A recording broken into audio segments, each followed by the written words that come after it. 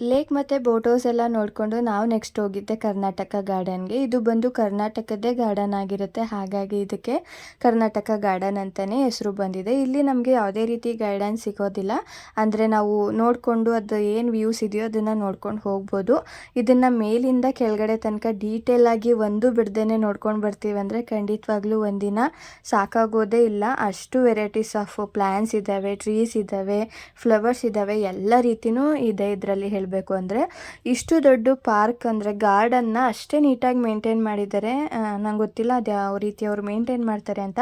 But ನೋಡ್ತಾ ನೋಡ್ತಾ ನಾವು ಬಿಸಿಲಲ್ಲಿ ಹೋಗ್ತಾ ಇದ್ದೀವಿ ಅಥವಾ ನಮಗೆ ಸುಸ್ತಾಗ್ತಿದೆ ಅನ್ನೋ ಫೀಲ್ ಬಂದಾಗೆಲ್ಲ ನಾವು ಆ ಕಡೆ ಈ ಕಡೆ ಕಣ್ಣು ಕತ್ತು ಆಡಿಸಿದಾಗ ನಮಗೆ ಈ ಬ್ಯೂಟಿಫುಲ್ ಆದಂಥ ಫ್ಲವರ್ಸ್ಗಳು ಕಣ್ಣಿಗೆ ಬೀಳುತ್ತೆ. ಸೊ ಆ ಸುಸ್ತು ಕೂಡ ಹೋಗ್ಬಿಡುತ್ತೆ ಅಂತ ಹೇಳ್ಬೋದು.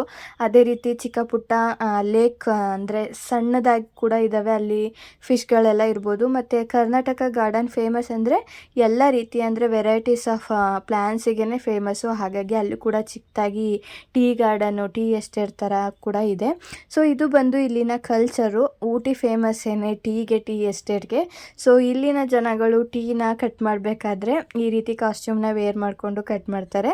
ಹಾಗಾಗಿ ನಾವು ಕೂಡ ಅದನ್ನು ಹಾಕ್ಕೊಂಡು ಫೋಟೋಸ್ನ ತೆಗೆಸ್ಕೊಂಡ್ವಿ. ಇದು ಬಂದು ಫ್ಲವರ್ ಗಾರ್ಡನ್ ಆಗಿರುತ್ತೆ. ಸೊ ನಾನು ನನ್ನ ನೆಕ್ಸ್ಟು ಮಿನಿ ಬ್ಲಾಗಲ್ಲಿ ಸಿಗ್ತೀನಿ. ಅಲ್ಲಿವರೆಗೂ stay tune and thank you.